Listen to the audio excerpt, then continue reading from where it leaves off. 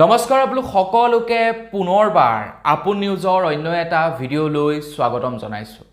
আজি আপোনালোকৰ কাৰণে দিনটোৰ প্ৰায় 4টাকৈ ভাল খবৰ লৈ আহিছো।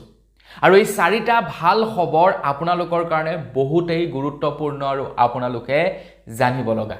তো প্ৰথমৰ পৰা শেষলৈকে চাই থাকিব আপোনালোক সকলোৰে কাৰণে ওলোৱা সেই 4টা ভাল খবৰটো কি মই আজি আপোনালোকক সেই সম্পৰ্কতে জনাম। তো মই শ্ৰীপান্ত গগৈ, আপোনালোকে চাই আছে আপোন নিউজ। আহক আৰম্ভ কৰোঁ আজিৰ ভিডিঅ'।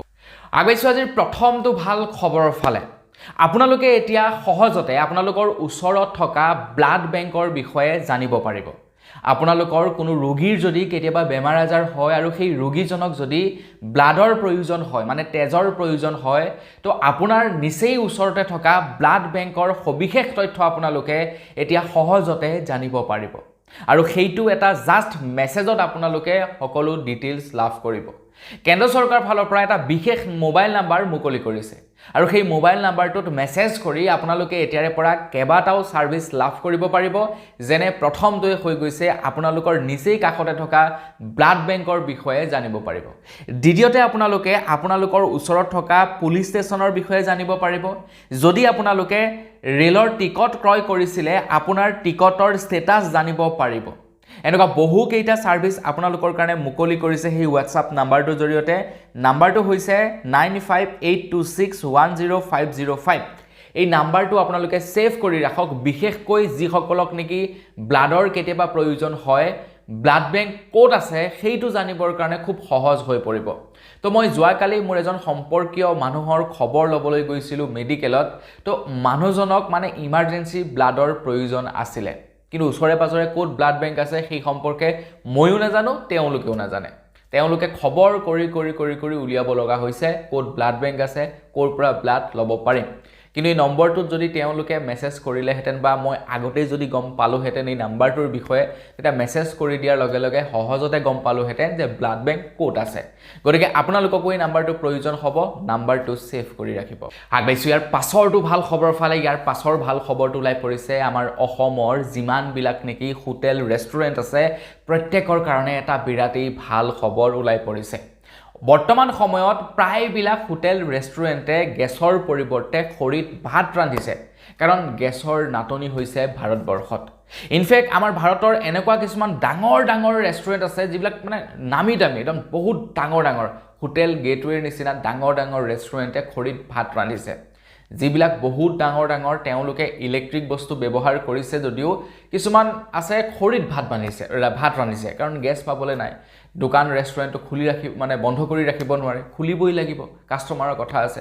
কিছুমান সৰু সৰু হোটেল ৰেষ্টুৰেণ্টবিলাকটো বন্ধ কৰি থৈছে, গেছ পাবলৈ নাই, তেওঁলোকৰ ওচৰত অপশ্যন নাই। তেওঁলোকে ইলেক্ট্ৰিকৰ ফালে যাব নোৱাৰে, বস্তু লগে লগে কিনি আনিব নোৱাৰে, কাৰণ ইলেক্ট্ৰিকৰ বস্তু কিনি অনাৰ লগে লগে সকলোবিলাক ইকুইপমেণ্ট কিনি আনিব লাগিব।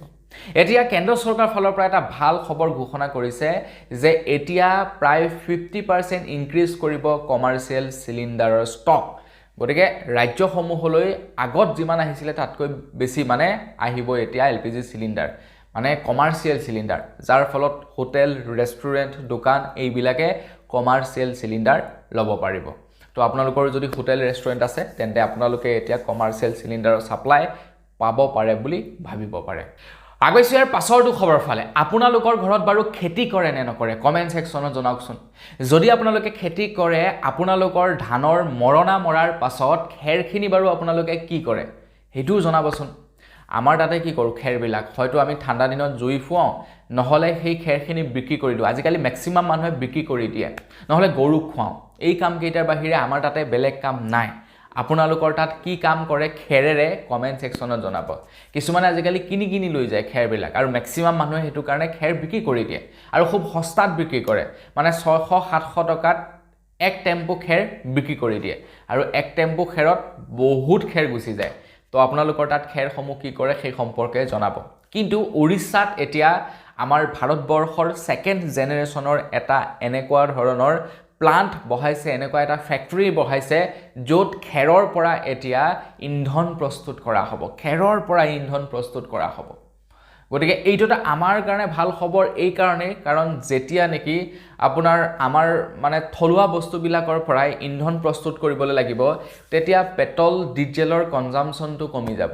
ফলত সেই বস্তুবিলাকৰ ৰেটছবিলাক কমিব পাৰে এইটো এতিয়া নহয় ফিউচাৰলৈ মানে হ'বগৈ এটা সময় আহিব যিটো সময়ত পেট্ৰল ডিজেলৰ যথেষ্ট নাটনি হ'ব পেট্ৰল ডিজেলৰ পাৰ লিটাৰ কষ্ট হয়তো 500-600 টকা হ'বগে পায় এটা সময় আহিব কাৰণ কিমান উলিয়াব ভূগৰ্ভৰ পৰা পেট্ৰল ডিজেল এটা সময়তো নাইকিয়া হ'ব গতিকে সেই সময়ত এনেকুৱাবিলাক বস্তুৱে আমাক সহায় কৰিব আগৈছে একেবাৰে হেখৰটো খবৰ ফালে হেখৰ খবৰটো লাই পৰিছে এতিয়া আপুনি আপোনাৰ ব্লাড টেষ্ট ঘৰতে বহি কৰিব পাৰিব এতিয়া আপোনালোকে ঘৰতে বহি আপোনালোকৰ ব্লাড টেষ্ট হৈ গ'ল সুগাৰৰ টেষ্ট হৈ গ'ল আপোনাৰ থাইৰয়ডৰ টেষ্ট হৈ গ'ল কিডনি টেষ্ট হৈ গ'ল লিভাৰৰ টেষ্ট হৈ গ'ল এই টেষ্টবিলাক আপোনালোকে এতিয়া ঘৰতে বহি কৰিব পাৰিব কিয়নো এতিয়া door to door test service উলিওৱা হৈছে আৰু এই সাৰ্ভিস মুকলি কৰিছে NTHৰ তৰফৰ পৰা অৰ্থাৎ নেশনেল টেষ্ট হাউসৰ তৰফৰ পৰা এই ফেসিলিটি উলিয়াইছে তো আপোনালোকেও ইণ্ডিয়া পোষ্ট অফিচৰ জৰিয়তে